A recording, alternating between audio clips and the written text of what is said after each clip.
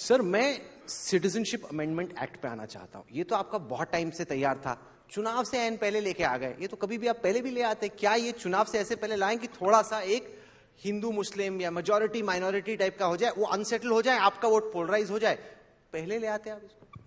ऐसा है राहुल जी, आप मुझे लगता है लेजिस्लेटिव प्रोसीजर को ढंग से स्टडी ही नहीं करते हो। 2019 में कानून पारित हो गया है। बार बार मैंने कहा है कि पार्लियामेंट ने पारित किया कानून है, पत्थर पर लकीर है, ये होगा ही होगा। अब कहां सस्पेंस बचा है? 5 साल पहले कानून पारित हो गया था, अब सिर्फ रूल्स बनाए हैं। हमारी विल हमने 2019 के चुनाव के भारतीय जनता पार्टी के घोषणा पत्र में घोषित कर दी थी कि हम अगर बहुमत में आते हैं तो सिटीजनशिप अमेंडमेंट एक्ट लेकर आएंगे। आते ही सरकार ने अगस्त 2019 में ये बिल पारित कर दिया। राज्यसभा में भी पारित हुआ, लोकसभा में भी पारित हुआ। कहां कंफ्यूजन था? कंफ्यूजन ही नहीं था। टाइमिंग का क्वेश्चन डज नॉट अराइज। सवाल इतना है कि इस पर मर डालने के लिए टाइमिंग का क्वेश्चन खड़ा किया जा रहा है। सबको मालूम था कि आने वाला है, और मैंने कभी नहीं कहा कि इस मामले पर हम पीछे हटेंगे। मैंने हर बार कहा ये पत्थर पर लकीर है और ये होकर रहेगा। सर, संविधान में लिखा है कि देश का कानून किसी भी एक धर्म के खिलाफ कोई डिस्क्रिमिनेशन नहीं करेगा, भेदभाव नहीं करेगा।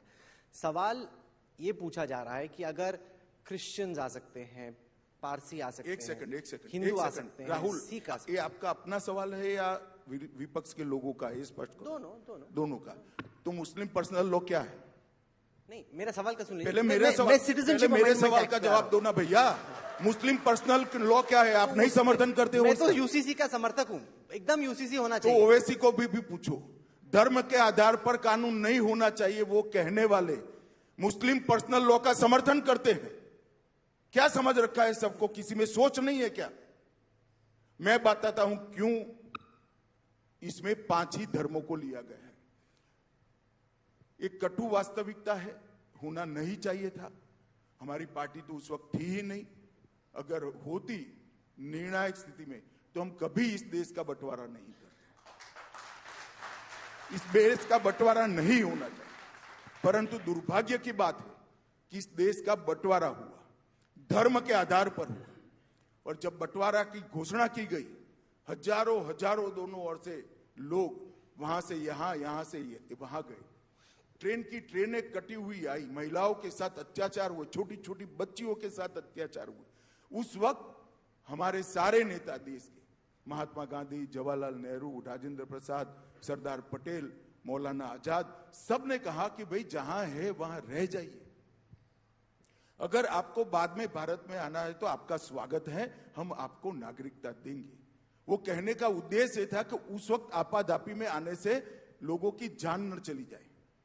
थोड़ा स्थिरता आने के बाद आइए। स्थिरता आने के बाद क्या हुआ मैं बताता हूं। पाकिस्तान में आजादी के वक्त 23% हिंदू थे, 23%। आज 2.7% है। कहां गए भाई? धर्म परिवर्तन। 23 से 2.7 कहां गए? धर्म परिवर्तन हो गया। बेशुमार अत्याचार हुए, महिलाओं के साथ बलात्कार हुए, बच्चियों को उठा ले गया, बालिग बच्चियों के साथ निकाह पढ़ लिया गया। वो कहां जाए? वो भारत की शरण में आए। बांग्लादेश में लगभग 23% हिंदू थे, आज 10% से कम बचे। कहां गए? या तो भारत की शरण में आए, या तो उनका धर्म परिवर्तन हो गया, अपना सम्मान, अपनी मान्यता खोकर आज जी रहे हैं। और 2 लाख से ज्यादा 1990 में सिख और हिंदू अफगानिस्तान में थे, आज 378 है। कहां गए? और वो लोग अपना धर्म, अपना सम्मान, अपने परिवार की महिलाओं की इज्जत बचाने के लिए भारत की शरण में आए हैं। और ये कहते हैं हम इनको नागरिकता न दे। क्यों न दे? इनका अधिकार है। उनका अधिकार जितना मेरा और आपका है उतना ही अधिकार इस शरणार्थियों का है, और वो देना चाहिए। सर, जब पिछली बार आपका इंटरव्यू हुआ था एजेंडा आज तक और कॉन्क्लेव के मंच पे, आपने कहा था कि जो हिंदू हैं, जो पीड़ित हैं, बांग्लादेश में हो या पाकिस्तान में, अफगान, कहां जाएं, यही देश है, यहीं पे आएंगे। लेकिन क्रिश्चियंस के भी तो अपने देश हैं, थियोक्रेटिक देश हैं, वो तो वहां भी जा सकते हैं। तो उनको आप हमने नहीं रोका है, वहां चले जाए। भौगोलिक सीमा हमारे साथ सटी है, इसलिए हम यहां बुला रहे हैं। एक और आप कहते हो एक धर्म क्यों छूट गया, अब पूछते हो कि एक धर्म क्यों जोड़ा। आपको छूटने से तकलीफ है या जोड़ने से तकलीफ है? मेरे को प्रिंसिपल का सवाल है कि सेम प्रिंसिपल का सवाल नहीं है।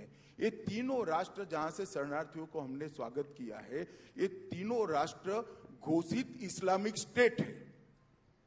इनके कॉन्स्टिट्यूशन में लिखा है कि we are Islamic state. Islamic state में मुस्लिम पर धार्मिक प्रताड़ना हो सकती है क्या?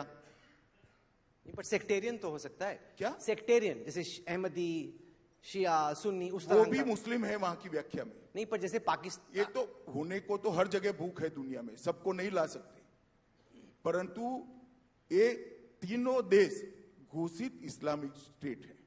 वहां इस्लाम के अनुयायियों पर प्रताड़ना नहीं हो सकती, धर्म परिवर्तन हो ही नहीं सकता, क्योंकि वो तो इस्लामिक ही है। बाकी सारे धर्म जो वहां विद्यमान थे, सारों को शरण देने का हमने फैसला किया है और उसमें कोई अनुचित नहीं है। 1950 से भारत का जो वादा था, वो वादे को कांग्रेस ने नहीं पूरा किया, भारतीय जनता पार्टी ने पूरा किया। ये अपीसमेंट की वोट बैंक की राजनीति के लिए इसका विरोध कर रहे हैं। नहीं, पर जैसे पाकिस्तान अधिकृत कश्मीर को हम लोग इंडिया मानते, अखंड भारत का हिस्सा मानते, वहां पे अगर किसी का उत्पीड़न हो रहा हो या फिर कोई बलोच हो जो कि वहीं की परिस्थितियों से परेशान है, उसका एक्सप्लॉयटेशन हो रहा भाई, है। पाक ऑक्यूपाई कश्मीर भारत का हिस्सा है, इसमें हिंदू मुसलमान का सवाल पैदा ही नहीं होता है। वहां जो मुसलमान है वो भी हमारे हैं, वहां जो हिंदू है वो भी हमारे। ये बड़ी बात बोल रहे हैं आप। बड़ी बात क्या है? मैं पार्लियामेंट में बोला हूं। नहीं कि अगर तुम पीओ शो को बड़ा मत नहीं, बताओ। मैं फिर से कह देता हूं, पाक ऑक्यूपाई कश्मीर भारत का हिस्सा है, वहां का मुसलमान भी हमारा है, वहां का हिंदू भी हमारा।